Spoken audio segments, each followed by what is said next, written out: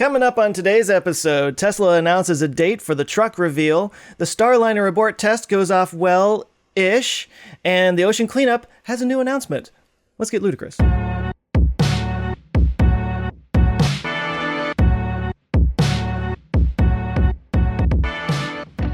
Hey there, and welcome to Our Ludicrous Future. This is the podcast where we talk about all the cool future stuff that's happening now that's going to make tomorrow totally ludicrous. I'm Joe Scott with the Answers with Joe YouTube channel. With me is Tim Dodd.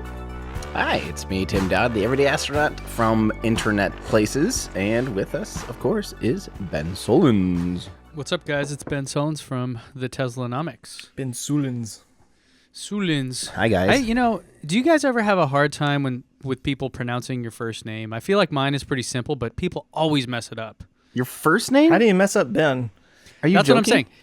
So when I go places, they say, coffee or whatever, I say Ben, like Benjamin, so that way they get it. Otherwise, they'll say Dan. Sometimes they'll say Jeff. What? Because we all have short single syllable names. Do you guys have this at all, or is it just a me thing? Because I talk bad and stuff. Must just be you.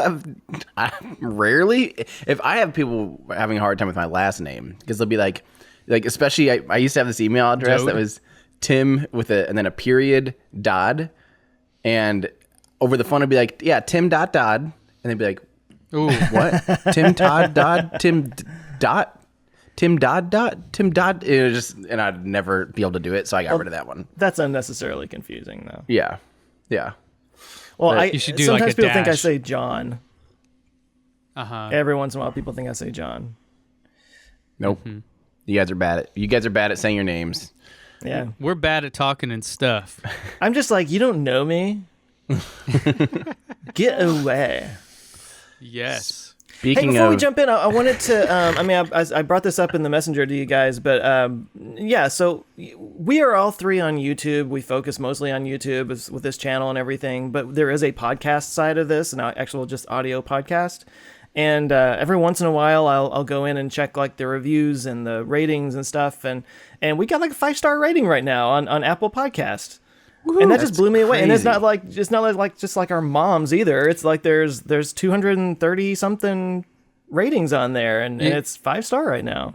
Yeah. To be clear, that's not like a single 5-star rating. That's 100% of them. Because even one that's minus 5 stars would equal less than an overall 5-star rating. I would imagine. I don't know, but yeah. I just want to say thanks, guys. Wow, that blew me away. And there's also, I'm not going to go through and read them, but there were some reviews, really, really nice things said. And I'm glad you guys enjoy the show. We like doing it. So I just wanted to get that out there first. Yeah. And in that same tone, I want to remind people, for the three of us, that all of us kind of do the longer form, not necessarily long form, but longer form videos. This is our chance, once a week to just get together and nerd out together and have a conversation about the news stuff. So, some people, we just finally got a Twitter account going, and you should follow that. It's at Ludicrous Future. Good job, Ben. Because our Ludicrous Future, not taking, but it's too long. Too long. As some of us know. Yes, with our super long channel names. Don't remind me. And, so we got that going, but people sometimes are like, you guys just talk too much on that. It's that's what we're just here to hang out. This is our time to just relax and talk about stuff that we all like to talk about. It's a conversation between the three of us. And for me, it's fun because first off, I get to hear about all this space stuff direct from you, Tim, and all the science stuff from Joe. But also, I think it lets us go into topics that maybe we're interested in, but we're not going to do a whole video on. Or if it's a space thing, I'm not going to do a video on it because I don't know what I'm talking about, but it's fun to get together and talk about those things. So I think it's just kind of a neat way to go a little bit deeper, go a little bit outside of the stuff that we already, our mainstream stuff. So yeah, that's what it's about. Yeah. Agreed. So speaking of space, should we get started on some pretty intense, we had a pretty nutty space week again. Nutty Space. On this week's episode of Nutty Space, let's start off with Boeing had an abort test for their Starliner, which this is going to be one of the 2 commercial vehicles that will be sending astronauts up to the International Space Station for NASA. So SpaceX Dragon capsule and the Boeing Starliner are both working on finishing their certifications. And this was Boeing's pad abort test. This is the ability to take off, instantly, remove the vehicle and the crew with it, obviously, from a rocket on the launch pad if, say, all of a sudden the rocket were to fail. This is a test of that abort system, so let's check this out. Lights up 4 RS-88 Bantam abort motors, and then it coasts up to its apogee, and then it's going to unfrill, turn around, and it's in a cloud of its own hydrazine there. That's its the fuel that's hypergolic, and it's orange and very toxic, but that's all to be expected. They even talked about that in the show. Now you see they pulled 3 drogue chutes and then pulled the mains, and this became a big topic of discussion. And here you see the camera's tracking the service module that has the abort motors instead of the vehicle itself. So that just falls to the ground. Yeah. It stopped though. It didn't. I didn't see it hit the ground. I want to see that. Oh, it sure does, because you'll see this ends up landing in kind of near a cloud of that hydrazine. And then you can see this descending slowly under 2 parachutes. And now this is the topic of much internet armchair engineering. They drop the heat shield and then they inflate some huge airbags that help cushion its landing, because this is actually intended in nominal situations. The Starliner will come back and will land actually on hard ground. It will not splash down. Ironically, in an abort scenario, and I like how the camera pans over to the service module with all the orange smoke and the poisonous gas. That just looks dangerous. Yeah, it's nasty So the stuff. astronauts get out of the capsule and just immediately choke to death. Yeah. Well, that's the point that everyone. So basically, in a nominal situation, actually, or in a real abort scenario, what would happen is that would actually abort out into the ocean. The whole thing would abort out into the ocean. It would splash down. But in a nominal return home from space, that crew capsule would land on land. And so this is kind of like a weird position that would virtually never happen. An abort and then having it land on land, like, really would never happen. But nonetheless, but would it fall from higher or something? And so those two things would be farther apart? Or like, what would be different about landing on water versus land in that scenario, other than you're not going to get out and swim around, like you would on land, get out and walk around?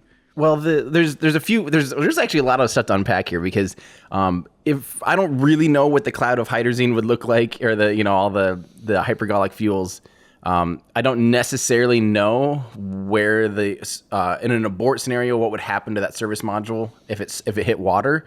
Mm-hmm. It might quell some of that extra, because actually the way you sterilize hydrazine is actually just spray it down with water. Water actually is like a thing that sterilize, or like gets rid of it, basically. So if you neutralizes.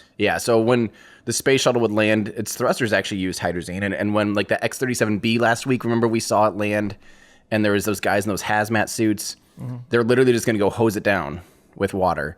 So landing in water might neutralize a lot of it. So it might not be that big of a risk. The other thing to remember is not only does the crew wear sealed spacesuits with, their pressurized spacesuits, also the vehicle that they're inside is pressurized, and the ground crew that approaches, they actually have a drone that goes out to sniff the air to read how toxic it is, especially in a nominal situation.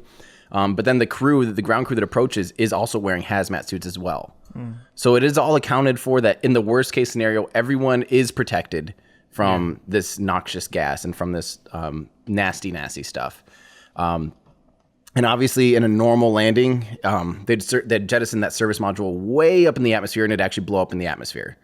It wouldn't survive reentry, because the heat shields in between the service module and the capsule. So the service module would detach, it'd burn up on reentry as intended. So that gas and stuff would be nowhere near the astronauts or ground personnel, and then it would land normally. But that's what I was wondering. Like, would it be so much higher that it wouldn't look that same way? Basically, yeah. And but during an abort, likely the service module will land very close to the crew capsule. It just like we saw. So yeah, it's interesting to see this. But the big controversy, and this became a big controversy. This is one of those days I just did not want to. I just wanted to get off Twitter, because people were just being so obscene.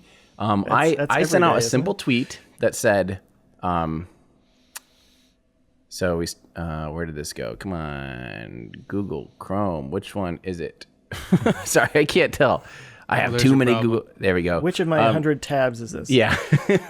So this is my tweet. Congrats, Boeing and NASA, for what appeared to be a great test of the Starliner Abort system. An important milestone in getting humans on board here soon. And then I linked my video rundown on the system, on the abort system, because I have a video rundown that I did a couple months ago about the pusher aborts and liquid fueled abort systems and stuff like that. And people were just going down my throat immediately about how big of a suck up I was to Boeing for saying it was great when it was a huge failure because one of the parachutes didn't unfurl. Is it supposed to have 3? It's supposed to have 3. Oh. So it still looked like it landed fine though. And that's the thing. It's certified to land under 2. So by all success, by all measures of crew safety and an abort situation, this would have been a successful abort. Period. I don't have any data that told me otherwise, and people were just sitting there going, "How dare you say that it was a success and blah blah blah? How much is Boeing paying you to say it looked good and stuff?" I'm like, guys, what? This is. Do you ever just think, I wish they were. I wish they just gave me $100,000 just to say that one dumb thing. I mean, who wouldn't do that, right? But people actually think that. I think though, that's the problem. Yeah, that's dumb. Well, that's the only reason anybody would have a difference of opinion than them. Well, You must be getting paid to think that way. Right, and it's the whole thing is I'm not there to be like, well, the parachutes didn't quite work, so therefore Boeing is a huge failure. Suck at Boeing, or Yeah. That's not You're such my a provocateur. It's a technicality. So me and Marquez were talking about that, about the specs of that whole Porsche Taycan versus Tesla video from Top Gear, and how the specs were whatever. Right. It's like, yeah, it seemed like they faked some stuff. It seemed like some stuff was wrong there. But at the same time, who cares? 99% of the people commenting up in arms about that have never been in a car that goes 0 to 60 in 2.4 seconds. Or even 3 seconds for that matter. You know what I mean? And you look at it and you go, yeah, it's still fast. It's still going to throw you back in your seat and make you nauseous. Right? Right. So it'll still make you sick. Whether it's 2 or 3 parachutes, they still got home safe. Right? In the end, the result is fine. The little tiny details are whatever. But Boeing does need to figure that out. They will hopefully gain, real life scenarios of what happened, why the third chute didn't open, because you do want that to open. You want to focus on, for whatever reason, the commercial crew program is having just a hard time with parachutes. SpaceX is testing their new Mark III parachutes. They've had, I think they said 13 successful chute tests. They need 10, but they need 10 of all 3 being used. And so far they've only tested all 4, sorry, actually. All 4 being used. They've only tried testing that once, I believe now. So they have 9 more to do. So does this not count? For Boeing, this was Boeing. Sorry, I kind of switched to SpaceX real quick. So Boeing needs to figure that out. But that's why there's redundant chutes. There's a reason why they have 3 and certify it for 2, because of things like this. The main thing they were testing it on Monday was the abort system. These abort motors had never, the trajectory, all of that stuff. Yes, it went through a full sequence, but that's something they're actually certifying separately. The parachutes get certified on their own in a different manner. So for me to say this was a successful abort is... Actually, I didn't even say it was a successful abort. I said what appeared to be a great test of the Starliner abort system.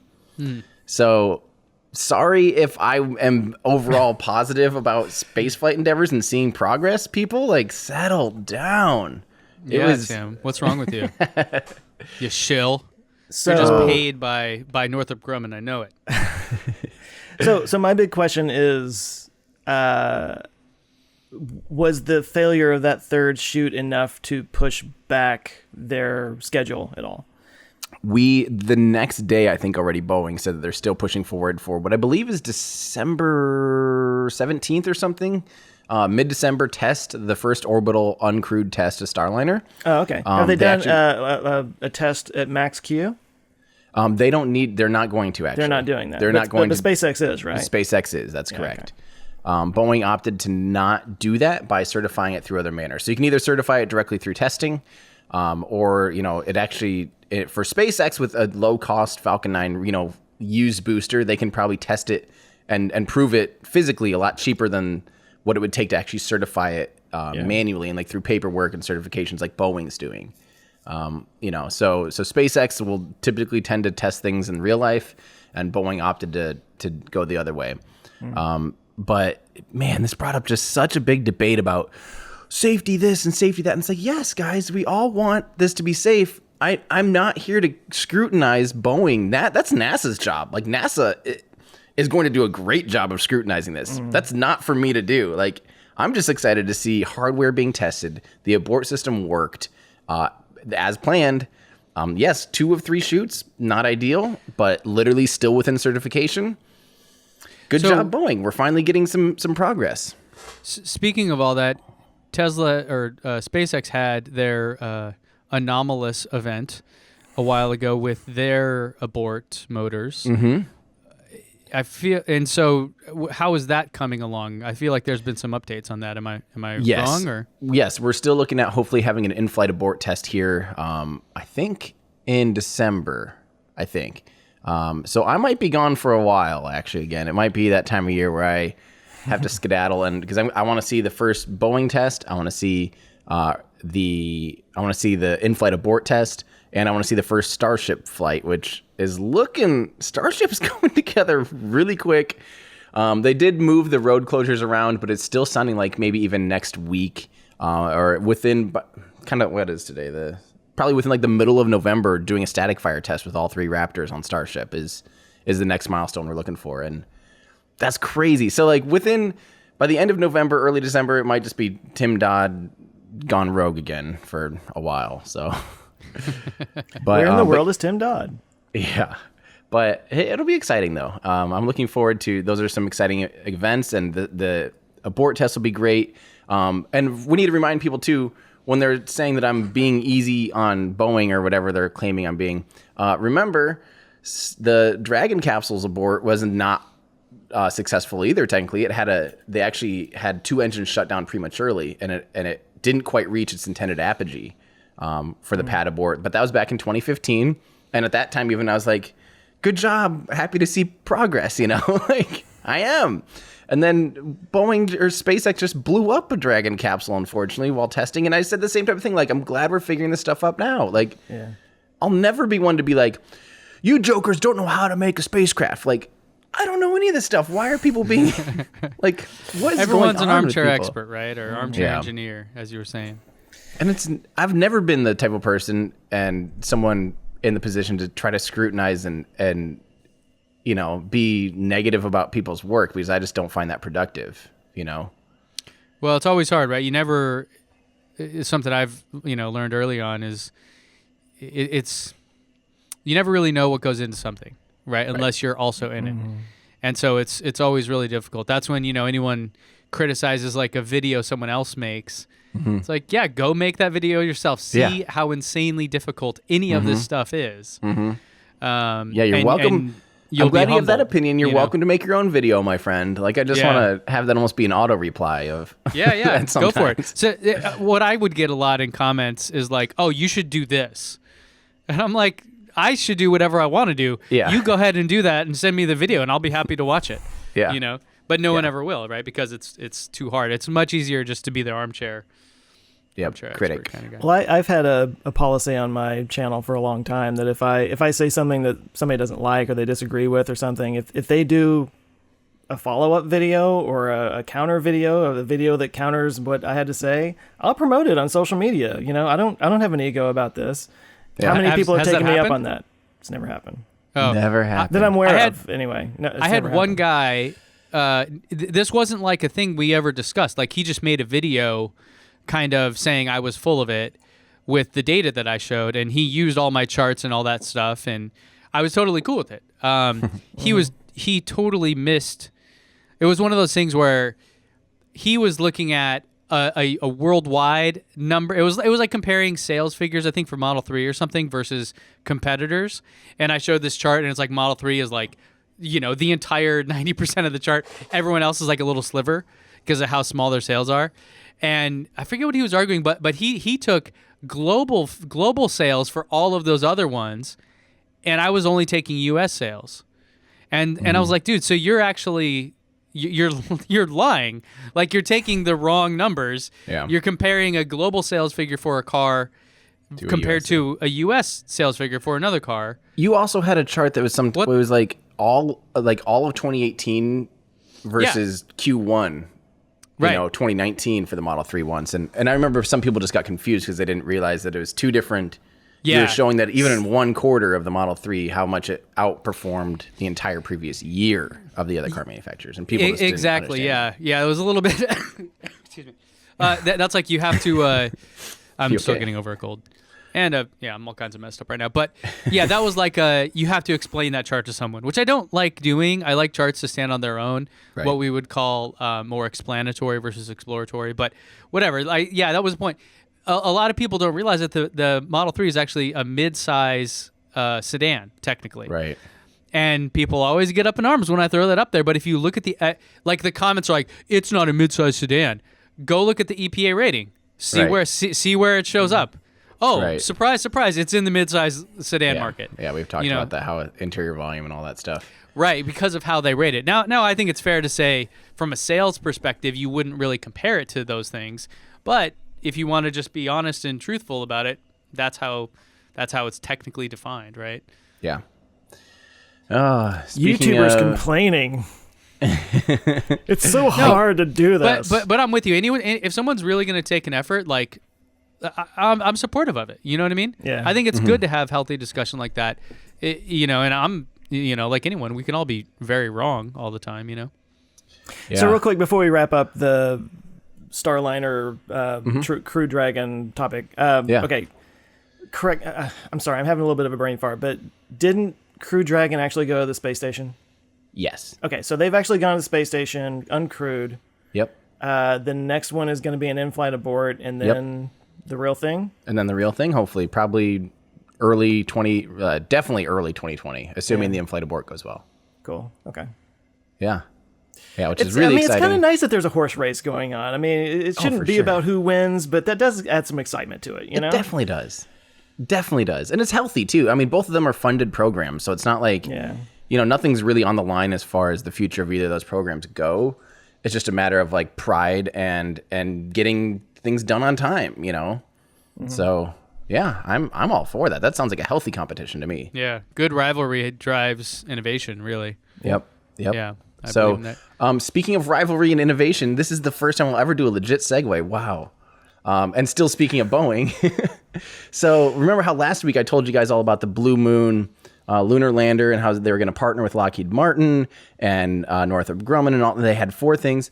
Well, Boeing sent in their proposal for their lunar lander for the Artemis program. So just a week later, here we are. We had that whole proposal with 4 different companies, and finally now Boeing came out with their proposal. So this is some good competition.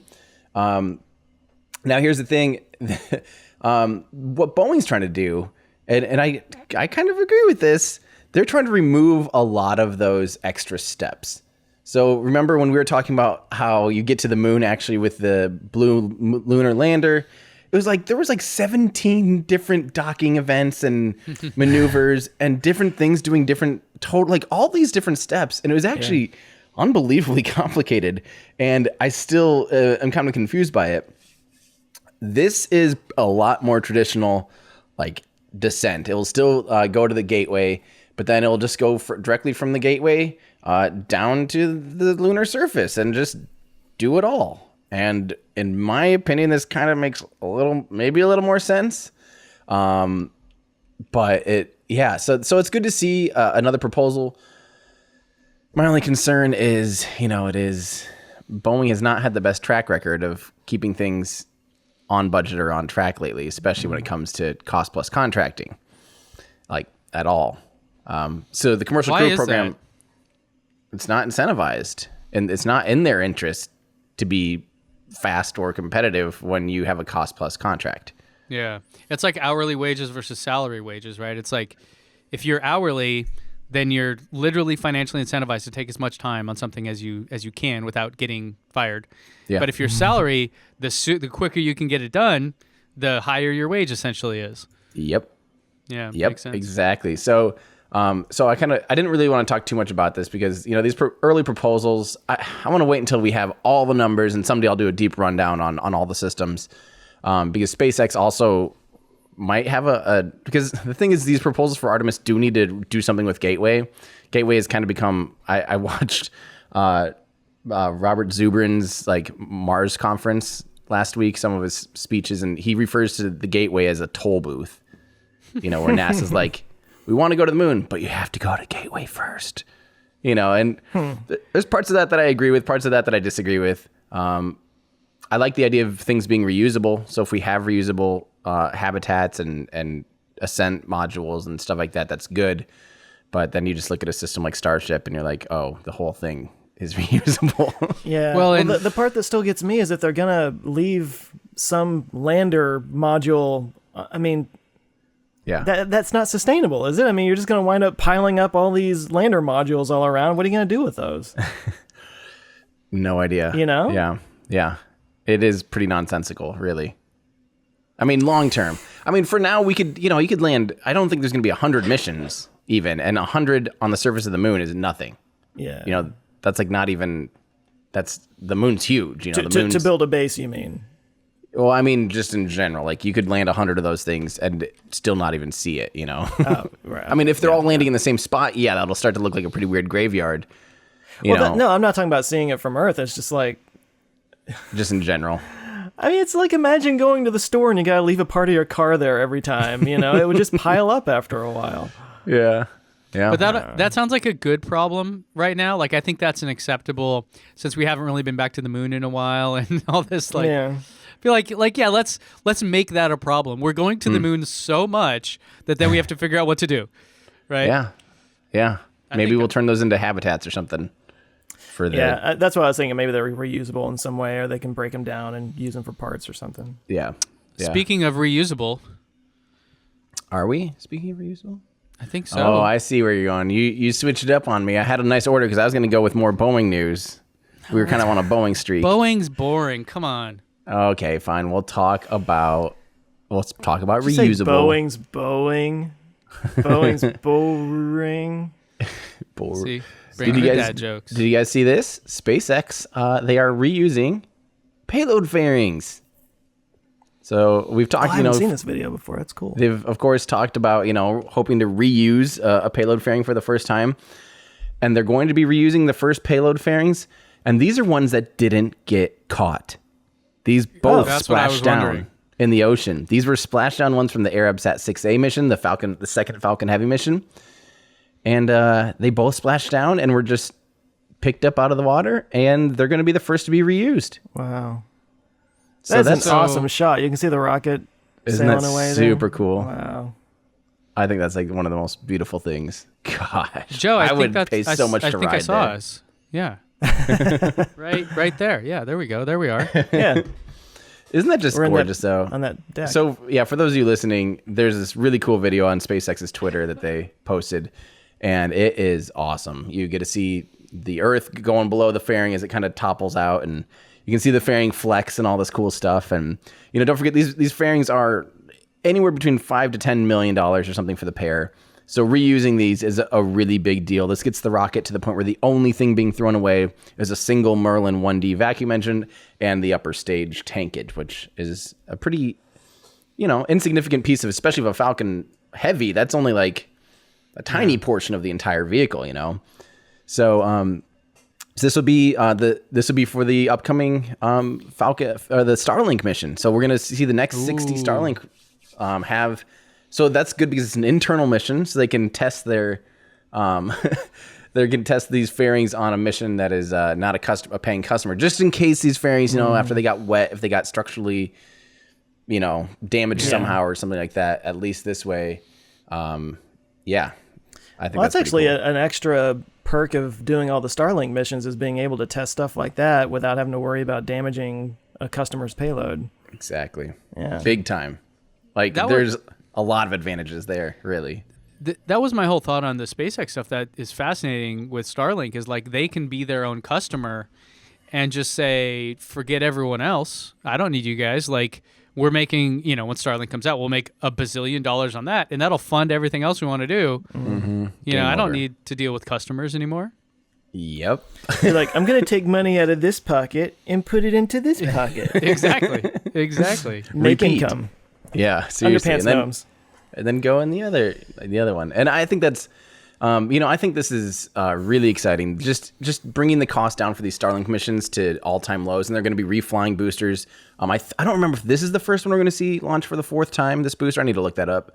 But this might be the first time we see a 4th flown Falcon 9 booster. Wow. Instead of 3 is the previous record, obviously. And so this is going to be a Falcon 9, not a Falcon Heavy? Correct. The Starlink missions are all Falcon 9, and they're going to be screaming hot Falcon 9 missions where they recover them really far downrange. The first Starlink mission, like a Falcon 9, can just barely, and I'm sure they literally did it at their peak. Like, hey, we might as well, load this baby up as much as we can and literally customize the payload to the exact place where they think they can have high success recoverability out of the Falcon 9. Like they can custom tailor this if they needed it to be easier, or if they could literally remove 10 satellites, no big deal. These are all stacked on top of each other. So they can customize this to take full advantage of every single drip of performance and payload capability of the Falcon 9 while still being able to reuse it. And that is awesome. Like, that's so cool. Is that because they're higher orbit, the Starlink, or they're not actually that high of orbit. I think it's just because it's actually probably pretty darn heavy. Would be my guess of why it needs to do these downrange landings. If these were return to launch site landings, that would be so cool. Just so that, like, because we're going to see 24 of these launches next year, and seeing 24 return to launch site landings would just be a really cool thing for, like, the tourism industry. If you hang out in Florida for 2 weeks, you're pretty much bound to see a rocket return from space. That sounds freaking awesome. Yeah. But unfortunately, my son is dying to go back to Cocoa Beach. Really? That little place we stayed at with the big, you saw it with the like water park thing. He is like literally just doesn't shut up about it. It's like we have those in California, but he's like, no, Florida. That one. It's like, son, the Pacific Ocean. Yeah. Is this not enough for you? Clearly not. That's the irony of kids is like you try to show them all these things that you think are cool, and they do not care at all. Kind of like cats, like the best cat toy is the box that whatever cat toy it came in. Right.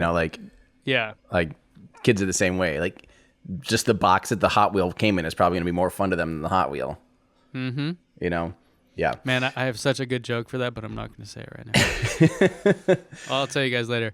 Okay. So this is exciting news, though, that, we're finally seeing full fairing reuse, which will, again, make the Falcon Heavy in particular, if they start reusing fairings on Falcon Heavy, using, if they finally do recover a center core, because they've never brought a center core home and been able to refly one, and then the side boosters, that would make a 90% plus reusable vehicle, which is pretty amazing. So, Are we going to see a Falcon 9... Well, I'll just say like a single booster rocket with a Merlin engine, or is Merlin only going on... You mean Raptor? I'm sorry, Raptor, yeah. But is that only going on Starship? That's only going on Starship. And Boo. Well, we've maybe touched on this a little bit before, but really, right now they've already like maximized Falcon 9. Like, you even if you put a Raptor Merlin engine, gets no respect. even if you put a Raptor engine on Falcon 9, like you have to still stretch the tanks or change the tank ratio, I guess. And right now and if you did that on your upper stage, the upper stage is already super overpowered on a Falcon 9, and a Raptor's twice as powerful as that. So you're just gonna end up squashing your payload in half because of the high G forces. And they've already, the Falcon 9 serves its market. It doesn't need anything more than that. And why continue to spend any more money on Falcon 9 when clearly SpaceX is going all in on Starship? Yeah. I did tweet this morning. It was about this time last year that Elon said he wanted to try and make a mini upper stage of a Falcon 9 act like a Starship, and try recovering upper stages. I do miss that concept just because it'd be cool. Like, it would just be cool. A cool way to end the program of the Falcon 9 and Falcon Heavy would be to have a fully reused Falcon 9 or Falcon Heavy. Like, that'd just be a cool, like, nod to, like, good job, you know? Like, I would like that, but it's wholly unnecessary, you know?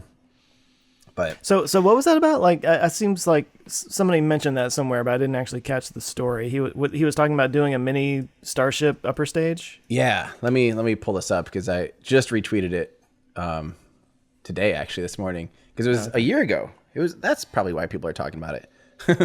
Yeah. Let's see. Where is that? That's this. Okay. So, this was a year ago today. Elon said on Twitter, mod to SpaceX tech tree build. Falcon 9 second stage will be upgraded to be like a mini BFR ship. And this is before they're calling it Starship. And yeah. So it would do Which the would have belly been- flop, or Yeah. oh wow, that'd be cool. That was the idea to kind of, in theory, you know, people then speculated beyond that they'd basically add, Fins. you know, make it a mini upper stage of a Starship and test out that reentry, which would have been really cool. But yeah, then by the time you develop that and do all that development, like, you might as well just spend that time and money on Starship instead, you know, and prove it out in real time, which is what they're doing, because that's going to be sunk cost. Like, that is a sunk cost. You know, like, they probably wouldn't see the return from that, as opposed to just putting that effort directly into Starship, because they're going all in on Starship. They have like every chip on the table with Starship right now. So Well, that's Mars, right? That's the Mars it's the vehicle. Mars ticket. Yeah. Do you want to keep talking about space, or do we want to go into something else? Because I've still got more space stuff to talk about. Well, feel let's like I'm keep going just- with the space stuff, because we got a lot of, I think, vehicle stuff coming up too. Yeah. Okay. Cool. So Vehicular. I just really quick wanted to give a little nod to Eric Berger at Ars Technica. He's had some deep investigation and really just keeping close tabs on SLS. And you guys know me, I've been saying for a long time, like, I still want SLS to fly, because, like, come on, like, it's been so long, it's been about 10 years, but it's really starting to sound like this is just bad. So, he uncovered that NASA basically rejected Blue Origin's offer to build an upper stage for SLS, because right now SLS is using a Delta upper stage, basically. It's an interim cryogenic upper stage that is very small, very underpowered, and very underutilizing of the entire SLS. So it's just this, literally it's the same upper stage as like a Delta 4 and a Delta 4 Heavy, and then just kind of made to fit on top of an SLS rocket. And the whole point, oh, here we go. This is a good infographic here. This is the Delta upper stage that's going to be flown on the first couple ones. And then this is the enhanced upper stage, right? And it has 4 RL-10 engines, way more fuel, way more everything, you know, way more Delta V. And it makes this vehicle capable of significantly more payload. Like, this makes this enhanced upper stage, or they call it the exploration upper stage, sorry, you know, makes the SLS a lot more capable vehicle. And basically, these RL-10 engines are unbelievably expensive. They're made by Rocketdyne. They're still like hand welded. They're just kind of like old school rockets that have been around since the 60s. And Blue Origin apparently reached out, you know, and tried to put a bid in to make a cheaper version of this upper stage using their BE-3Us. And NASA didn't go for it. They didn't even like give them a chance to bid on it. Thank you. Next. So this puts then another article came out this same week with Eric Berger saying that the White House finally basically announced how much SLS will really cost per flight. You ready for this? More than my house. Well, as long as your house is $2 billion or less, yes, more than your house. It will cost estimates to build and fly a single SLS rocket in a given year more than $2 billion. That sounds like a lot. That's So what's the cost per pound? Because isn't that kind of how you break it down? Like to put Kilogram. an everyday astronaut sticker on the ISS costs $5,000 or something. Yep. I mean, it would be just basically 20 times more expensive than the next, even like a Delta 4 Heavy. Basically, Delta 4 Heavy can do about half of what an SLS rocket can do, but it costs a quarter. and is available now. And Falcon Heavy, on the other hand, can do about half the amount of payload capability as an SLS rocket and costs about a tenth, or maybe even less, maybe even a 20th. So that doesn't make sense. I mean, we've always known that it's going to be expensive and probably like, but most people were thinking around $1 billion. So to really see an actual price on it of $2 billion, and Boeing's only capable of producing about one of these a year. So the Artemis program right there, like, how is this sustainable? How is this even? One of these is already mandated for the Jupiter, the Europa Clipper mission. So there's one, and so if that happens that year, then they can't fly an Artemis program. And it's starting to really just look like this is a money sink, and that is really upsetting because I'd hope to see better leadership out of NASA to even try to make things, make sense financially. Like that's the whole beauty of the commercial program lately is that puts some of the weight on the program on the commercial providers, and this just clearly is not putting any in like. There's no net benefit to anyone but Boeing on this. How long is this going to go on until the government just says, this is just, we're wasting so much money here and we're talking taxpayer dollars and we can use SpaceX and it's 10 times cheaper, or even Blue Origin, whomever else? I think, especially once New Glenn starts flying and there's multiple commercial providers that are significantly cheaper. And if Starship gets flying and providing commercial services that are more capable than Starship, literally, if they're selling flights on, so that's the other thing. Elon mentioned that at a thing this week that they can fly Starship. The cost to fly it will only be about $2 million. Wow. 900,000 in fuel, and then a little over $1 million. $2 billion. Yeah. Yeah. So what is that's how many orders of magnitude? That's 3 orders of magnitude. 3 orders of magnitude cheaper. But that's their cost. They could charge $50 million for it. They can charge whatever is competitive in the marketplace and pocket the rest of the money. They could still charge $100 million and still be dramatically cheaper. Yeah, 5% the cost of an SLS rocket. And how can you argue with that? At that point, it's just like it will be riots in the streets. It's irresponsible to not do what's more economically viable when you're talking about taxpayer dollars. Like as a private company, do whatever the hell you want. Yeah. But no, this is not okay. Now that's what I was thinking when I see numbers like that. I'm like, this pretty much guarantees that some future administration or Congress is going to shut it down because it's just too expensive. You're shooting yourself in the foot. Yeah, yeah. You're I don't killing know it how before it even gets off the ground. I don't know how you build a rocket for $2 billion these days. And the whole thing is like, we canceled the Apollo program and the Saturn V because it was too expensive. Saturn V would be a steal at this price, or it would be. I mean, the Saturn V makes this look like unbelievably expensive. So how is this more sustainable? Jim Bridenstine keeps saying we're going back to the moon to stay, but and sustainable and do it in a 21st century way.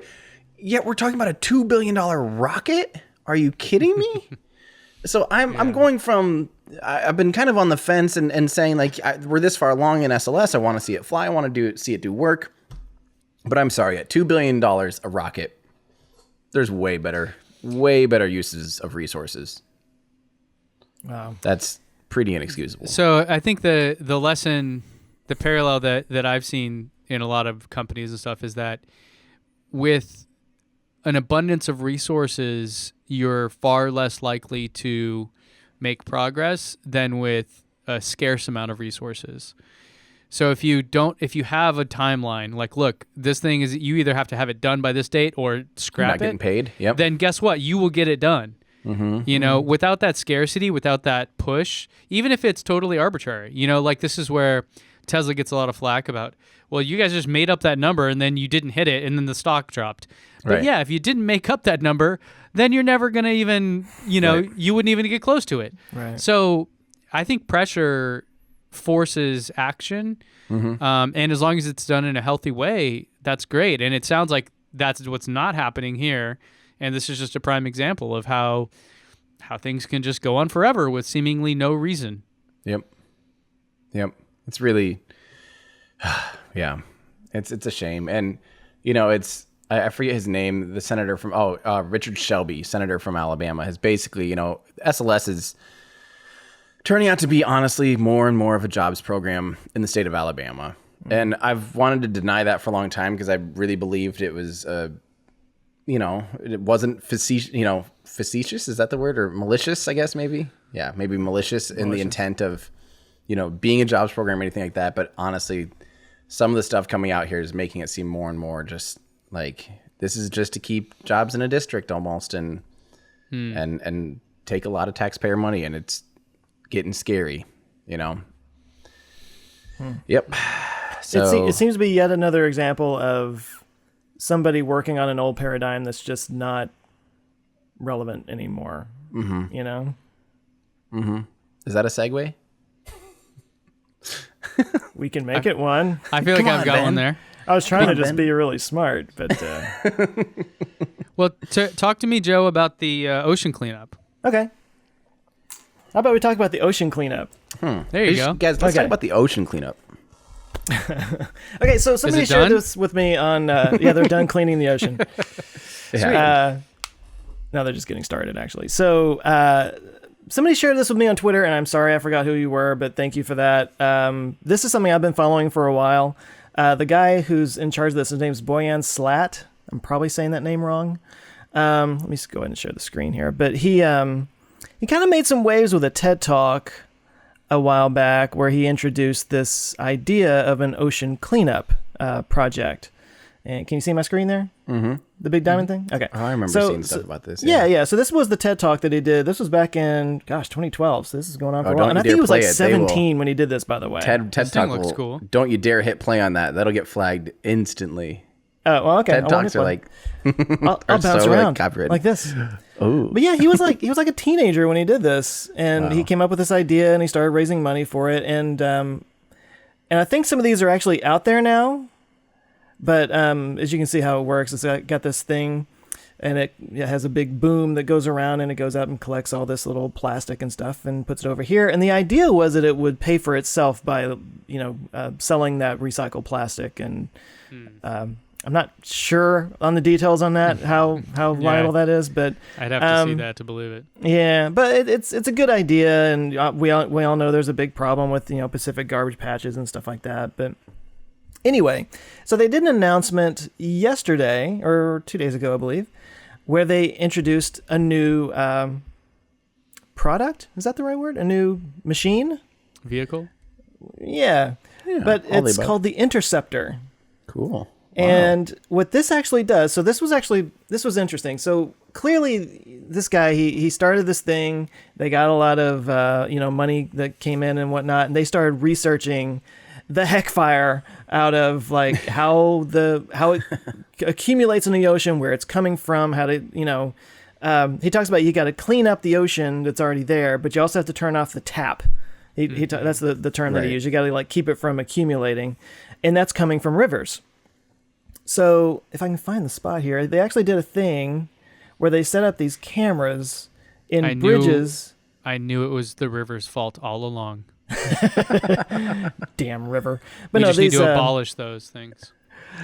I forget what he called this, the Observer or something like that. But they put it up in bridges in these major rivers, and with some AI, they were able to track how much pollution is coming out of these particular rivers, and they basically were able to narrow it down to 1,000 rivers around the world that are attributing like 99% of the plastic. Yeah, that was their graph there. Wow. So what they did was they Pareto created chart. this interceptor thing, and what it does is it sets up shop in a river, and they do it. I'll show you in a second, but they find places in the river where the plastic and the trash kind of accumulates in like curves and stuff like that.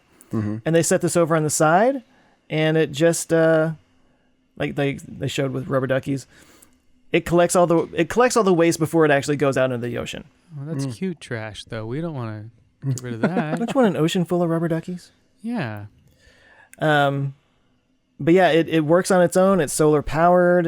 Just somebody has to come out and empty it every once in a while, whenever that is. It's amazing he was that pointing out small amount of solar panels is enough to run that whole machine.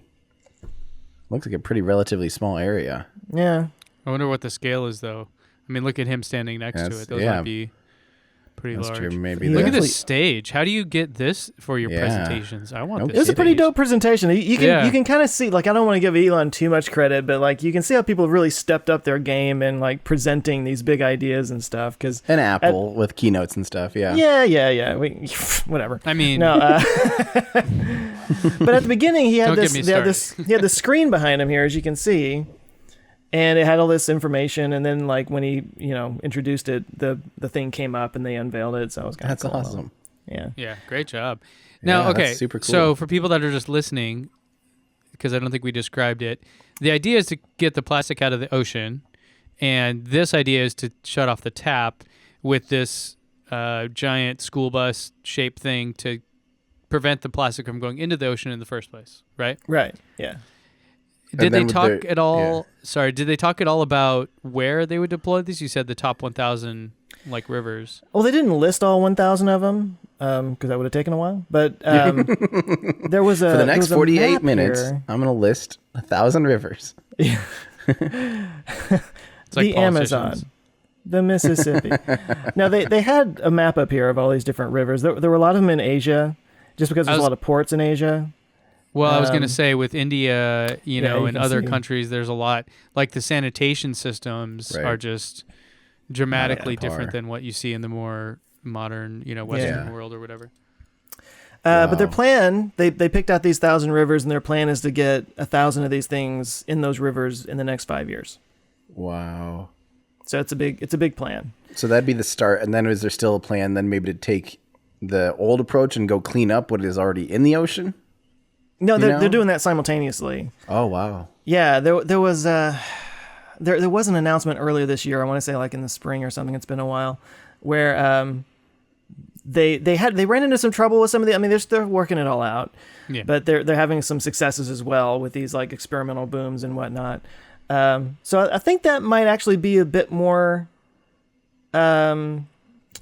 engineering intensive than what this is, because it just kind of like anchors to the floor of the river, and everything just kind of like washes into it, where that's the ones out in the oceans kind of have to move around and Yeah. find it and stuff. And I will say I've seen things like this before. This is not like the first time anybody's ever done anything like this. Have been some like this, but they probably have iterated on it and made it a little bit better. He pointed out that this one is numbered 004. Because there's actually 3 of them that are already out there. There's 2 that are in operation, and there's one that's like being set up right now. So It's called the Interceptor. the Interceptor. Isn't that Yeah. what the robot in RoboCop that went crazy was called? You remember that one? God, I just watched that recently. You have 15 seconds to comply. Yeah.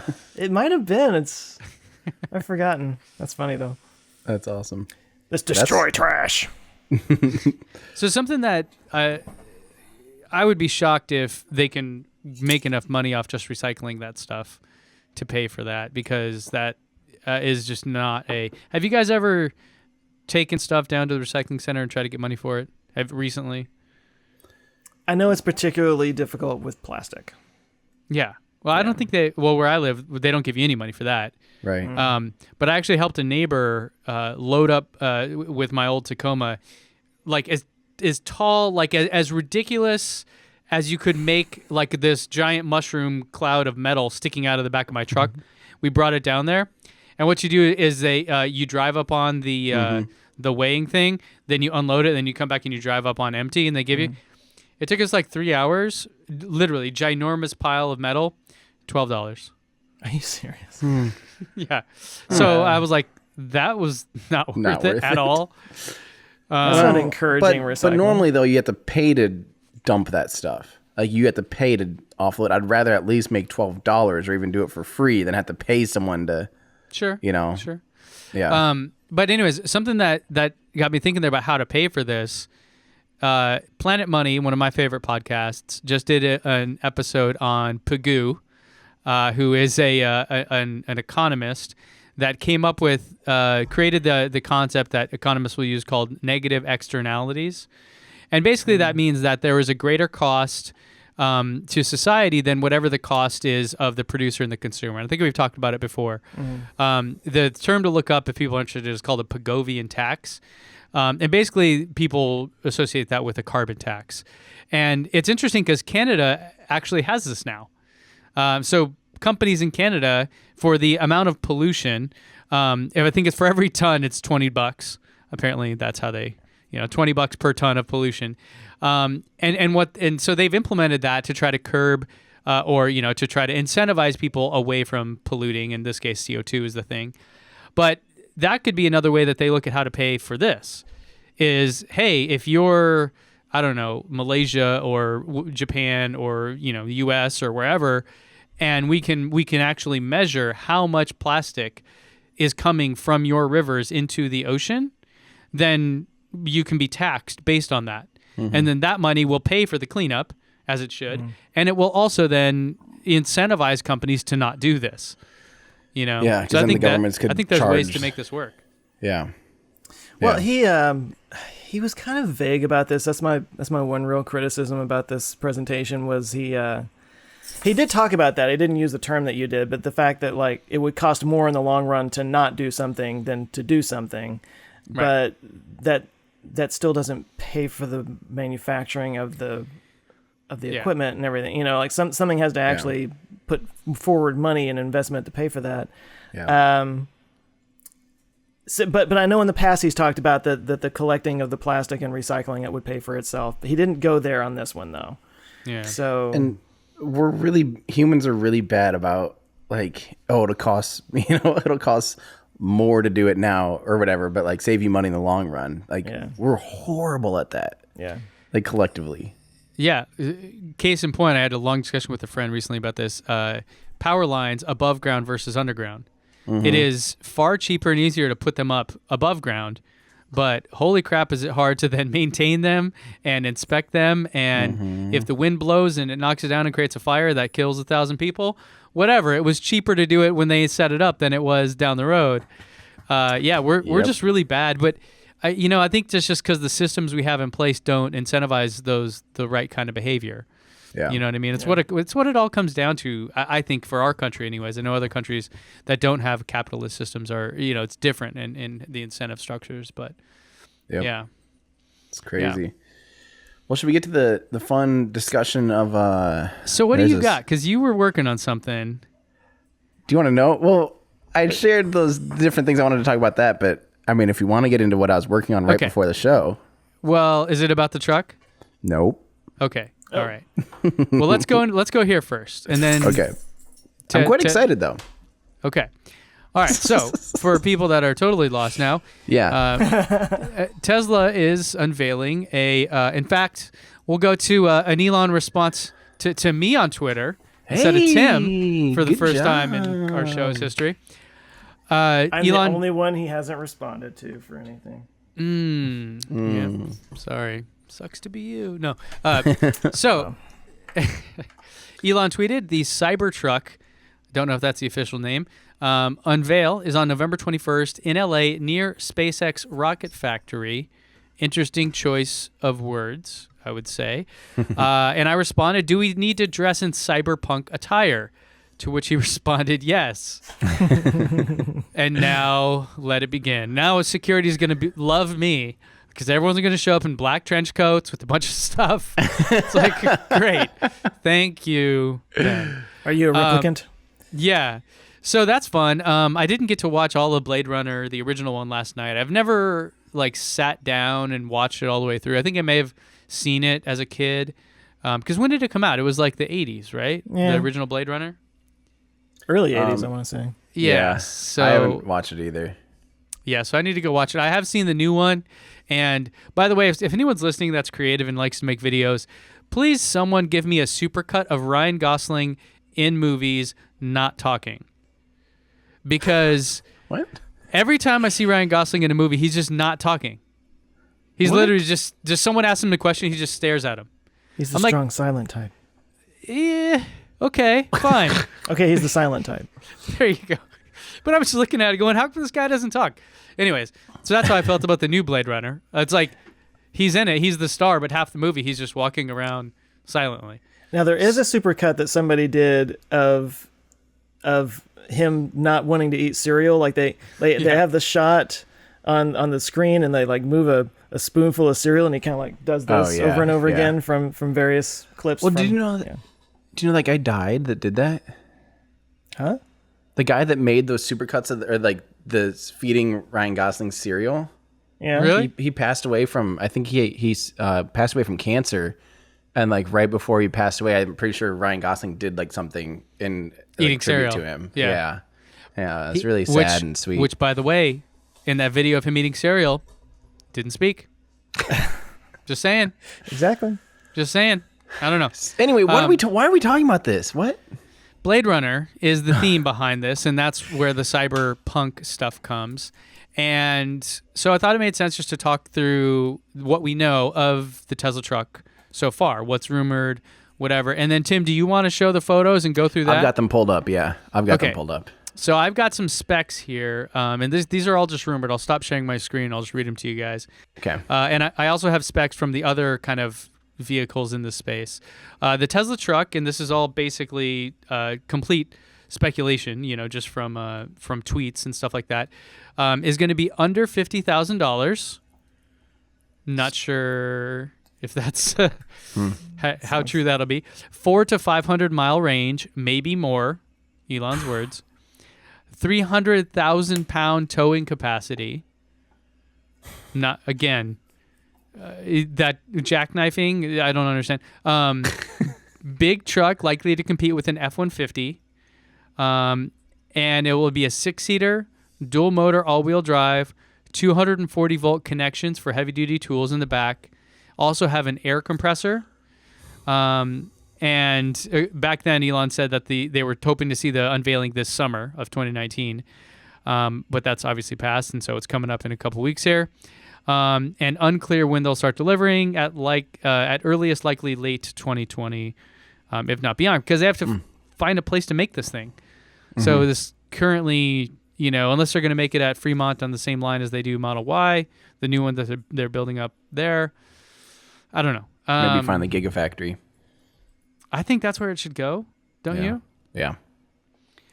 So just to put that in perspective, compared to, let's say, the Rivian, which is the only other real electric truck we have information on, that also is looking at a top range of 400 miles, 11,000 pounds towing capacity, which makes more sense. Yeah. Because if you're literally towing 300,000 pounds and you try to stop, you're not going to stop. That thing is going to keep pushing you. Unless you're going uphill, in which case it'll just start dragging you. In any event. Now, the Rivian has 160 kilowatt charging via CCS charger. I assume the Tesla truck will have V3 charging and probably the 2170 cells, the newer battery tech. It would have to, and the Rivian will have 750 horsepower and 14,000 newton meters. Is it nanometers or newton meters? Newton meters, yeah. Newton meters. And I forget what that comes out to for pound-feet of torque, but it's a good amount, So all these things are stoked. And then Ford is also coming out with an electric F-150, which we know basically nothing about, but that is going to be super cool as well. The big question is the design of the truck, though. So Tim, the most controversial part. Yeah, so hit us with that. So I wanted to do a little thing, and I wish I had the exact credits for all these different renders, because the internet community has come together with some really fascinating and, quite frankly, plausible renders. To the better half of what you may think is good looking or not. But okay, so if you're just listening, I have 4 renders pulled up that are from the internet community that have been shared around, and I wanted us to rate our favorites and what we think is most likely or the closest, because they might not be the same. So I'm going to go through all 4 of these. There's one that we'll call this first one very similar to based on the Semi. There's this one which looks like a Mars rover. There is this one. This one does have the credit on it. This one's Stephen William Mason at Steve William on Instagram. It's a really nice looking render. That's definitely a very Blade Runner looking with the sloped windshield. And then there's this. This is the more Model 3 looking truck. Very heavily based on the Model 3. So can you pull up the official image that they shared, the teaser image? Yeah, let me. Because that was the interesting thing about it. At the Model Y event, they showed this, and I remember someone came up to me, "Hey, did you see the truck thing they teased?" Right. And it was a little too stealth. In fact, Elon had to tweet it out. Hey guys, here's the image that you guys missed at the event. Yeah. Yep. Which is so ironic because every other company out there is like leaking stuff left and right. Tesla like literally has to put it in your face, otherwise. Yep. Hey guys. Exactly. Well, because at the event they were like, okay, now everyone go outside for the Model Y unveiling. And then they like flashed it on the screen inside for 5 seconds or something. Yep. Yeah, here you go. This was the thing. So yeah, so for those of you listening, it's just that light bar thing. It kind of looks like a coffin or like a cell phone with like a little light bar. So we know that that's part of the official render. You know, that was, again, tweeted by Elon and everything. He said that that's the front as well. And he has confirmed that's the front. So between these four, so again, to reconfirm, if you're listening, I'm sorry, but we have the kind of the semi-looking one, the Mars-looking one, the Blade Runner-looking one, and the Model 3-looking one. Which one do you guys think is probably the closest to what will actually be revealed on the 21st? Well, I mean, if that light bar from that teaser is a real thing that's really on there, then the only one that really matches is that Blade Runner one. Is the Blade Runner? It's the only one that has that element in it. Right. I think that's my vote as far as what it'll probably look like. I think this render by Steve William is probably the closest looking. But if you look at I agree with you guys, but if you look at the actual render again, I'm sorry, but the official image, look at the slope of the hood or whatever that is. It doesn't even match. Well, unless it could they be, took this picture sideways or something. I mean, it could be turned, Well, that was a lot of what people are speculating, because that does match that. It's just turned on its side, Yeah, it might not have that sloping windshield that goes all the way to the front. It might have a more traditional flat hood. Yeah. I would like that. Bonnet. Like more like the Rivian, where the Rivian has a big traditional the weird hood. part of this image is on the far left side of it. You can see like the end of something. Yeah. Right. It's just a flat.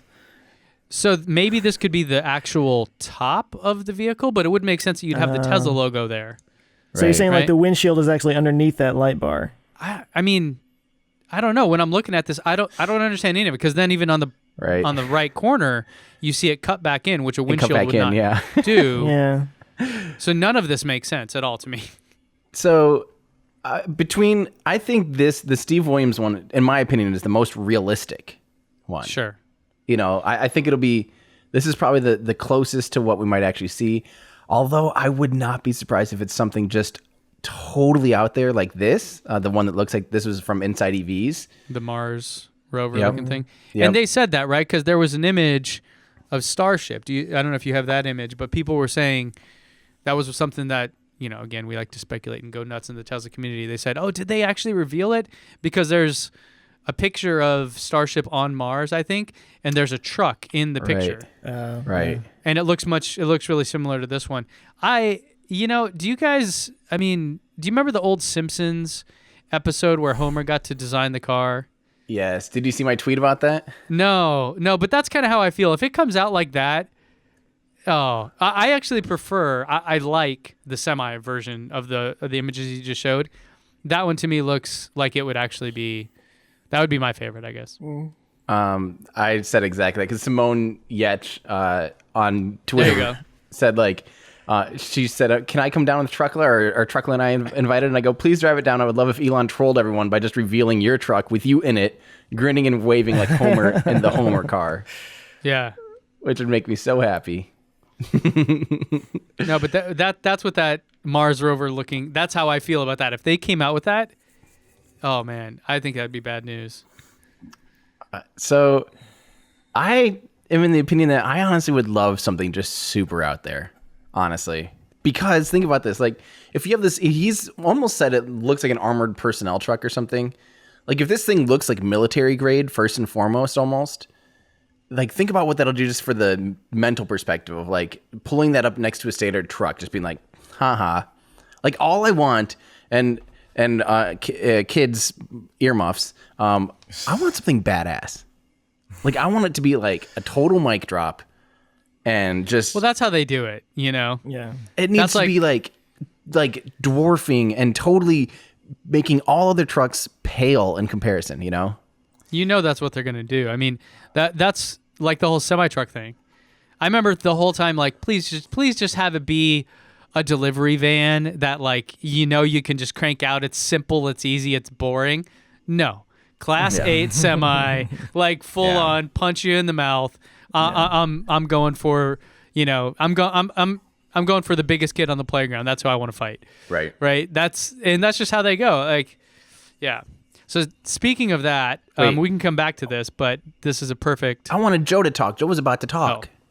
Joe, I would love to give you space. Oh, no, the pressure's on. So I have kvetched quite a bit about the truck, honestly, because I have lived my whole life in truck country. And I don't think it's going to be a big top-selling thing. I just don't. Because, well, okay, again, I'm going back and forth all the time. When I took my car to my hometown, it was kind of like a whole thing. Like, people were coming over to my dad's place just to see it because they'd never really seen one before. And of course, like, half the questions were, do they make a truck? Because they all drive trucks, right? And so when he's talking about making this big, crazy, futuristic Blade Runner kind of thing, and I'm thinking people are already so brand loyal in the truck community. Like, find me another brand of car or vehicle that people actually put decals on the back of their car of Calvin from Calvin and Hobbes pissing on a rival brand's logo, right? Like, that exists only in the truck community. They are so brand loyal, it's insane. But there's also those people that want the biggest, baddest truck out there. A big, huge dually, truck is the quad cab is something that, people drive up and they're like, the big swinging crotch and everything. So, so there is that element, but here's where I'm going with it now. Like, this is where I've kind of settled on. And he's even said this isn't for everybody. He said that multiple times. This is just not going to be for everybody. I think the entire point of this car of the truck is basically what the Roadster is. It's a hardcore smackdown to just show that they could make something that's bigger and badder and better than anything else. Then why is the base one starting at under 50,000 though? That's the part that throws a wrench, because I'm with you. A little bit too. It's like, yeah, because if they made a $200,000 truck that's like 0 to 60 in 2.5 seconds and can pull 747s, like, that's one thing, but yeah, that's interesting. Actually, the design has to, like, I know Franz and team are like the best in the industry, and so I don't doubt them. But all these renders and that teaser image, I'm just completely lost. Exactly. I'm just like, how is this going to come out where people are going to be like, yes, I want that? Here's my bet. You want to know my bet? This might be controversial. Sure. I wouldn't be surprised. Elon's talked a lot about this and saying things like, Blade Runner over and over. And all the words he uses is nothing like he's ever described any of his other vehicles. What if this was his heavy hand in designing a vehicle and what he wants? Because he said it over and over, like, this is what I want. He said that more than anything. What if there's like his truck will be like the crazy, unbelievable off-road one, and then like also at the same time like reveal like or maybe not at the same time, but within like 6 months they reveal a more traditional truck, and it's just called like the little Tesla truck. Yeah, like a more normal truck, and it's more like what these other renders, like the Model 3 looking render is, and it's only $50,000 or whatever, and what if it's something like that? So yeah, I think that's a fair thing. Have you seen the Audi one? An Audi? This is Whoa. Yeah. Have you seen this before? No. Yeah. It's like a concept car. Whoa. But it actually exists and it actually drives. What? So That's crazy. This is kind of more along those lines, right? Right. Yeah, and I'm not going to show the YouTube video because we'll get snagged for it, but there is a YouTube video of this driving around. This thing has, to talk about Blade Runner, this thing has drones for headlights, which I don't know why. Oh, I've heard about this. Why you need that? Why do you need... What? What do you mean it has drones for headlights? Like they can fly ahead of you and see around corners and stuff? Yes. Don't drones only last for like 20 minutes? That's what I'm saying. Yeah, here you go. There they are. There's the... What? Yeah. So this is like the most Tesla truck, cyberpunk, wild thing I've ever seen. And it exists. Like, I mean, it's just a concept. There you go. So here's like the drone thing flying around. And that's I guess if you're doing exactly some Blade intense Runner. off-roading, sure. Like maybe have a spotlight thing that can look ahead and do all this stuff. And I don't know. But do you need that? I mean, I feel like headlights are pretty fine. Like they work fairly well. You know. Well, if you're going for shock and awe, you might as well go for shock and awe and just do something crazy. What's Fair a enough. problem we can fix that doesn't exist? Yeah, exactly. Silicon Valley's, motto. Wow. Exciting Well, stuff, though. We'll see, though. We'll see. Yeah. I think it'll be really exciting. And I just hope that it's something, I do hope it's something nuts like that. Like, I want it to be something that Audi made me go, whoa. Like, I would imagine driving that around on the street and just being like, people just be like, what is that? It's like that Batmobile thing, that's the, like, three-wheeler, big, Tumbler weird-looking car thing. What's it called? The Tumbler, I think, or something. Yeah, it's like it exists, but it's just a concept car for whatever. Basically, a actual, one you can buy. Now, speaking of kind of the wild stuff in this space, did you guys see the electric Mustang at SEMA? Yeah. I thought this was pretty cool. I don't know how you guys feel about it. But is that it? Yeah. So it's a Mustang. It's a 100% battery electric. Mm-hmm. They had a regular charger here, not their own Ford proprietary one. Tim, I actually thought, I wonder if they were thinking of you at all. They might listen to this podcast and talk about this because it has a manual transmission. Yeah, I saw that. That is so weird to me.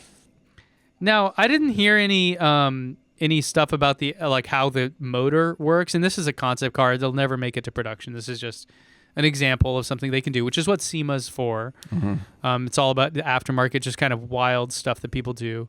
But this reportedly has an 800-volt electrical wiring harness system, so that's kind of the new hotness, like Web 2.0 was at one time. 1,000 pound-feet of torque, 900 horsepower. Yeah. Monster. Wow. This thing's a monster. Yeah. But, it's just a concept. It's a tiny thing. But how cool? I don't know. What do you guys think? I'm super, I want more companies to realize that an electric car can be not only way more powerful, way more torque. I've said this forever, that if the electric car companies, and especially with hybrid systems, instead of putting it on a cheap, crappy econo car, if day one they put it on a truck, like if Toyota put it on their truck as a torque multiplier and a performance adder, and it also happens to give you better gas mileage, people would have ran to it and been like, yeah, hybrids. Oh, I love this. Like, this is what we should be doing all along, is making electric sexy and showing off the instant torque, the reliability, the simplicity. But having a 6-speed manual is very unusual because you have all the torque in the world. Just stick it in 6 and let the clutch out.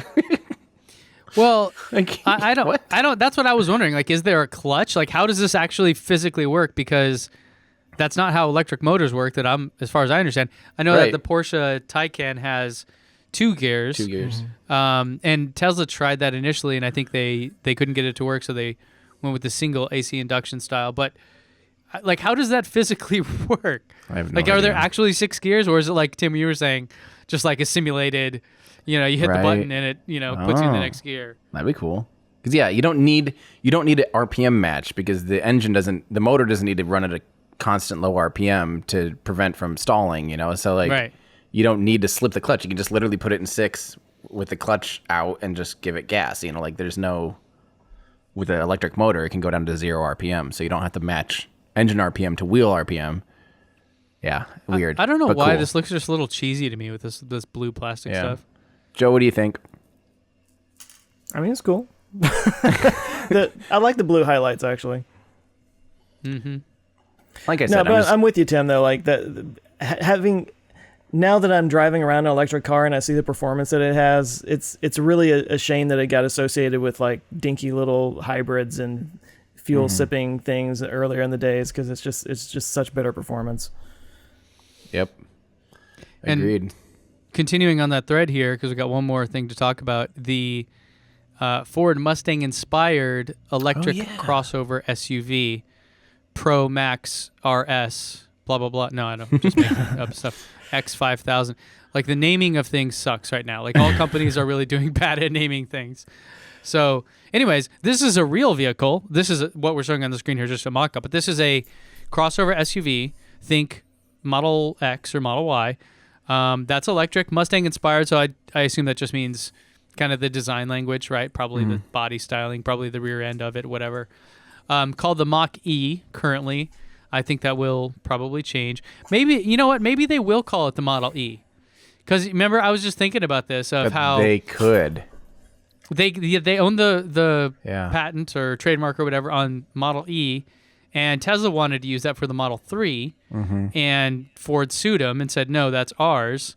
So, you know, and I remember Elon being pissy about it, like, are you guys really going to use that, or are you just being trolls? I mean, they might use it. I think they've got a legit... So this is being unveiled November 17th, so 10 days from recording of this. And there have been, you know, versions of it spotted in the wild. The thing I'm really excited about most I like about that here, design. yeah, this is like the Dumb and Dumber, like a Dog car. yeah, the Dogmobile. It really does look like that. But the thing I'm most interested here is that it has a 300-mile EPA rated range, is what they're stating. Wow. And that's not just Good. rumored. I actually had a call with Ford the other day, and they told me that exact same thing. Wow. So I am going to go to this unveiling event, and I'm really excited to see what they come out with. And I kind of wonder how the Tesla community is going to respond to this. I mean, what are your guys' first thoughts? Like Ford, electric, 300-mile SUV, like, you know. Awesome. Yeah. I'm all for it. Joe? Well, I mean, I feel like Ford's doing a lot better on this than a lot of people know on the electrification thing. I mean, they got involved in Rivian and everything, and I'm hearing a lot of good stuff coming from them. Honestly, I'm excited about it. I feel the same way. I mean, GM, I think, has a much harder battle, like hill to climb here, because of, well, the EV1 and Bob Lutz and the Bolt. everything. Yeah. The You know, Bolt the wasn't fact- a great seller. Despite the, yeah, I mean, but I was gonna say, despite the fact that they actually make a decent electric car right decent now, car, yeah. GM, the brand, I think, has a really hard battle to fight with the electric community because of the history there. Ford, I don't think has that.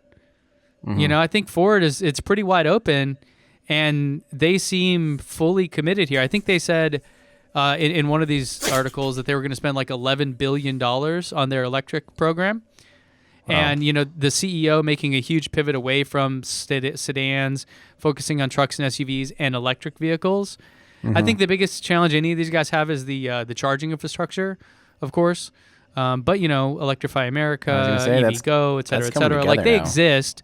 It's not like the supercharger network, but I'm excited to see this thing, man. And I'm really kind of pulling for him because it's just really cool that maybe it's the, you know, the American in me, like the U.S. car companies are leading in this space, which is really cool to see. Obviously, and the Chinese Tesla, but car then Ford companies. as well. And Chinese car companies. There's a lot of Chinese EVs out there. Yeah. I mean, they're not normally available internationally, but I'd definitely say China market is actually probably leading EVs right now. Overall, BYD is the one to talk about. And in fact, I mean, we didn't have it as an item here, but Toyota just announced that they're going to be partnering with BYD to make some electric car, which is fantastic because Toyota has been really on the wrong side of this for a long time. They went fuel cell about 15 years ago and just drank that Kool-Aid. I understand the argument. Joe, did you do a video on this, on hydrogen fuel cells? Yeah, aren't there like 8 hydrogen pump facilities, and they're all in California, like in the world? There's probably some in Europe, but in the United States, there's like 8 of them. Yep. And yeah, in fact, they one of their producers or something hit me up about doing a video where we would do a road trip race, like a Top Gear style race from San Francisco to LA, and I would take a Model 3 and they would take a Mirai, whatever it's called. And the deal is obviously they can refuel that thing. It gets 300 miles or so of range, and they can refuel it in 5 minutes because it's just pumping hydrogen in. Right. And there's only one station between San Francisco and LA. So like, you know, so they were like, well, you know, it could be a fair race. And I'm like, obviously you guys paying for this is not going to set it up to be really fair and objective. You know what I should mean? have done a Model S with the new 370 mile range because I think you can do that all in one shot pretty much. You know, if you drove like my grandma, sure. Yeah. Well, maybe But charge not for having 5 to minutes. Stop. Charge for 5 minutes. Take the same amount of time charging as you would filling up the hydrogen car, and you'll still get there. I would rather, if they had a V3 charger, I would do a Model 3 if they're in V3 charging over that. Yeah. Well, isn't there? What's that? Where's Kettleman Station or whatever?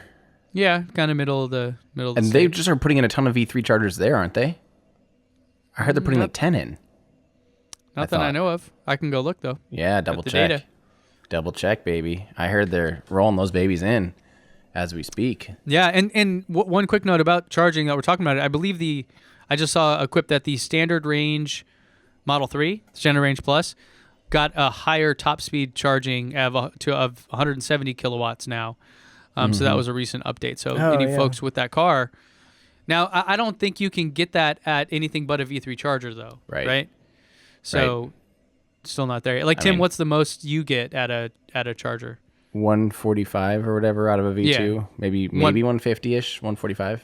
Right, but not above that. And you have the performance model, so you would get whatever the highest is. Yeah. But I have plugged into the, just like with the V3, I have plugged in at Hawthorne with a friend's Model 3 and got, to whatever. It wasn't quite empty, so I wasn't quite getting 250, but I got like 2 something, and it was pretty cool. Yeah. Yeah. Well. All right, Tim, what you got for us? I have something very, very special. This is a new day here, my friends. Well, thanks for watching, everybody. We'll be back next week with... Oh, sorry, I forgot. So, we have a Why Don't They Just from Tikaro at Ludicrous Future. And notice what time this came out, at 10:11 a.m. And we started recording at 10:30 today. Why doesn't Everyday Astronaut finally make the Why Don't They Just jingle? I've been asking for a year. Do we have a jingle? Why don't they just do this? Why don't they just do that?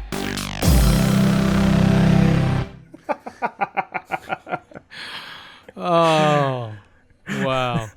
Do it again. Hit me with it again. Why don't they just do this? Why don't they just do that? Okay, who is the demon that's asking us this? A robot. Oh, a robot. Okay. Obviously, AI. I heard it as a demon. I mean, I can change it. I can do whatever. I wrote that jingle before we recorded. So about 5 minutes spent on this. So if we need to tweak it a little. I had in my mind an old parlor jingle, like a harmonizing vocal trio or something. Is my harmony at the end not good enough for you? With why? No comment. You're It's a going more for four-part an harm. Andrew Sisters kind of vibe. Like, why don't... Why don't they just do this? Why don't they just do that? Oh, so wrong. I think that's just fantastic. Maybe I'll change it every week. I need the Temptations and Ray Charles to come on. Then why don't they you're just welcome. think? You're welcome I to don't make know, your own. I think it should be more futures themed, futuristic. You're right. Yeah, robots and aliens and demons apparently, and a 4-part harmony. Okay, so this week's Why Don't They Just? There's actually more to this, which is why it was a double good one. So this comes from @Tikaro on Twitter. Why doesn't SpaceX just mount a docking port on Falcon 9 upper stage to dock 2 together in orbit and already start training in orbit transfer of fuel? So, that's a big part of Starship is, transferring fuel. And how do you actually do that? And why don't they just start working on Falcon 9 upper stages? Let's hear from Ben first, because, Joe, you've talked about this in a video. Oh, I guess I have, yeah. Yeah, why don't they? I missed all of that because I'm dying over here. Well, Ben, that's Ben's answer. Joe? Ben is like, I think it's because... That's exactly right. I'm all kinds of messed up today. Sorry, guys. Yeah, it's okay. I think I peaked a little bit when I did that. Sorry. Sorry, headphone users. Yeah. You peed a little bit too? A little. Joe, why don't they just do that? Okay, so same thing, kind of what we were talking about earlier with the mini Starship idea on a Falcon 9. I kind of just feel like that the architecture of the Starship is so specific and unique. It's like testing two Falcon 9 things just doesn't really translate to the architecture of the Starship. So you might as well just do it with the Starship. That's my assumption. But I think that's exactly the answer I'd give too. Boom. Yeah, basically just like suck it. Like, why spend any time developing? Like, they're already going to be flying Starships here, like probably orbital within a year from today. I would say by the end of 2020 for sure we'll see an orbital flight of Starship, and one of the first things they'll probably do is in-flight orbital refueling. And the whole stack, don't forget the whole stack with Starship, there'll already be the fuel ports going through the Super Heavy booster into the upper stage. So by default, Starship will already have those fuel ports and everything. So as soon as they have two that are orbit capable, they can start practicing that right off the bat and not actually waste any additional research and development and engineering trying to make a system like that for Falcon 9 upper stage. Mm-hmm.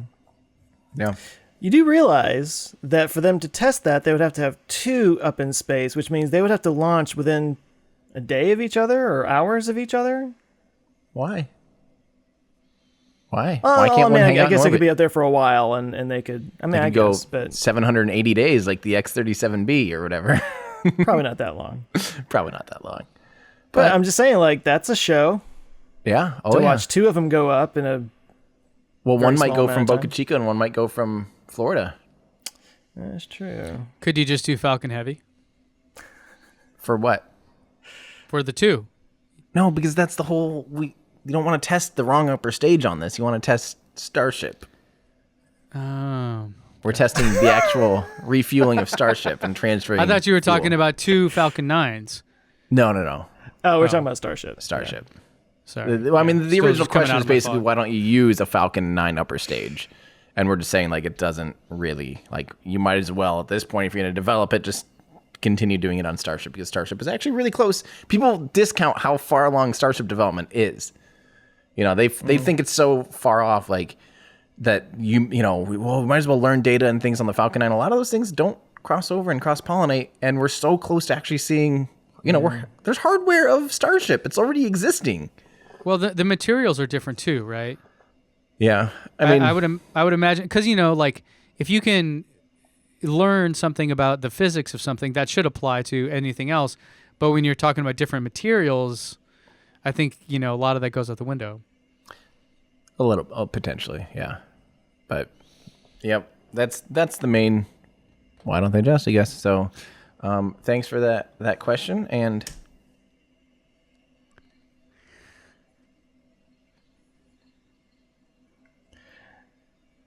Our Why Don't They Just jingle brought to you by Apex Twin. Come to daddy. oh, well, is that it, guys? Did we do a show? I think we covered all of it. What do you Yeah, guys working now- That's on? all that happened. No one has invites to the Truck Unveil yet. We better double check our emails, because I'll bet that'll go Yeah. away right away. Yeah, but checking Tim, if you like could I've just ever text gotten an Elon invite. and make sure that we all get to go in, that'd be splendid. Oh, that'd be awesome. I hope we all get to go. And to be clear, anyone listening, I do not have any other. I'm like lucky if I would really feel blessed if I get to go. So all the people emailing me saying how can I get in, I don't know. Right. I really have no idea. I'm just like a regular person in that regard. So In that regard. yeah, every other one I'm super human, but So maybe that'll be an upcoming video for you, Ben, would be behind the scenes and stuff. We could do a cool, if we all get to go, that could be a fun Our Ludicrous Future behind the scenes, video or Yeah. something for our patrons. or Yeah, something. so that'll be a busy week for me. Yeah, so Sunday prior to that is the Ford crossover SUV thing. So I'll be there. Where is that, by the way? I can't say, but it's in Los Angeles near a rocket factory. Weird. Yeah. Anyways, by the way, so the reason I mentioned that about those words that Elon used, someone replied, I think, do you think the Tesla truck is going to come out pulling a Falcon 9? Yeah, I saw that reply. I think It'd be cool. I mean, how much does a Falcon 9 weigh? Empty. The yeah. first stage is only like 20 tons, I guess. So that'd So be, what is that, 60,000 pounds or something? well, 20 metric tons is like 44,000 pounds or something. Yeah, that'd so be if it pretty can sweet. tow, so and how heavy is a? Because they towed with a Model X what is it, an Airbus A380? Yeah, and I think those are under 60 ton, like 50 ton or something. Yeah, and the funny thing about all that is, and Jason Fensky would be the one to ask, but it's all about the 50,000 rolling pounds, resistance, Yeah. right? That's Yeah. why that whole Ford F-150 towing the truck thing. When I talked to the girl at Ford that was in charge of that, and I was like, "Bravo, that was so cool." She was like, "Yeah, it was kind of a parlor trick." I'm like, "Yeah, I know, but it was still really cool." Like I would still totally do that, if I could, if I had, resources like that. But you guys are, I mean, honestly, them even just pulling a Falcon 9, just because of the scale of everything would be, because that's something that's traditionally pulled by a full-blown semi, so seeing an off-the-shelf truck pull that would be pretty awesome. Yeah. Well, that Or thing's maybe they'll have yeah, it's Starship so there. huge. Yeah. Yeah. I think that'd be really neat if they ended up doing that. So, but anyways, yeah. So I'll be there. I'll be Ford unveiling, then LA Auto Show, then Tesla truck unveil. So that's like a super busy week. Jeez. So, yeah. Good luck.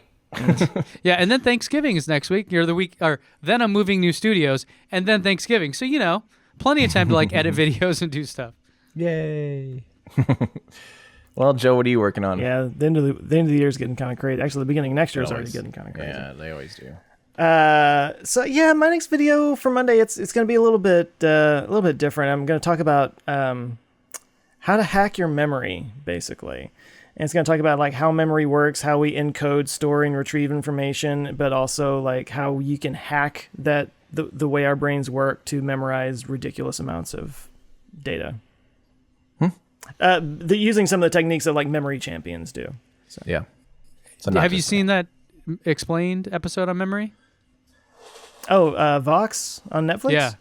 Yeah. I don't think I did see that one actually. Well, don't watch it, otherwise you'll be discouraged if you're like me. It's super good and very interesting. Okay. But it's on that same topic. So that stuff isn't it weird? It's really weird how like you can trick your brain into doing things. Mm-hmm. Well, the thing, I mean, I talk about it in the video, but the thing that gets me is that it's your imagination and your creativity.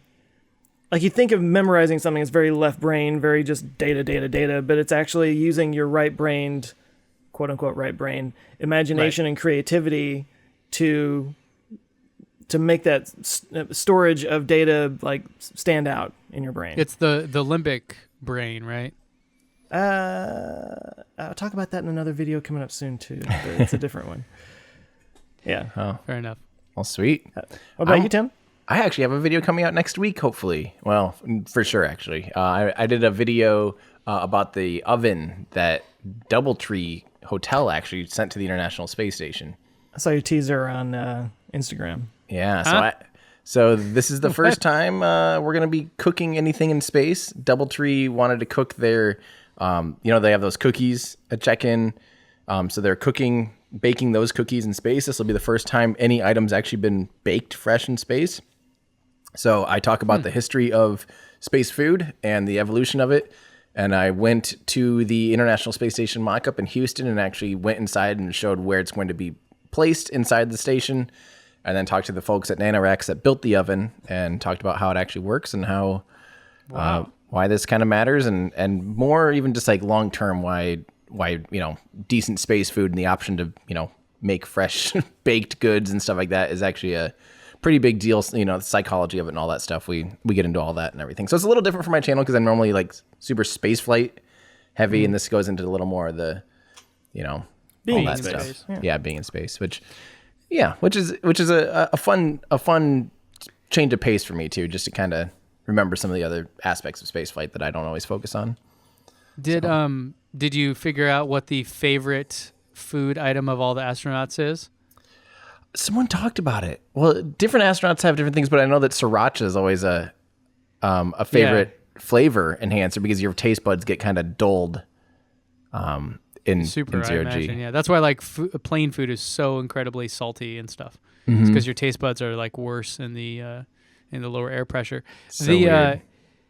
Who was it? I think it was Freakonomics or somebody that they did a live show and they had it was actually trivia for an astronaut. It was probably like Mark Kelly or one of those, but it was shrimp cocktail was the answer. Oh yeah. Oh yeah, I've heard that. Yep, I've Yeah. heard that too. Yeah, it's crazy.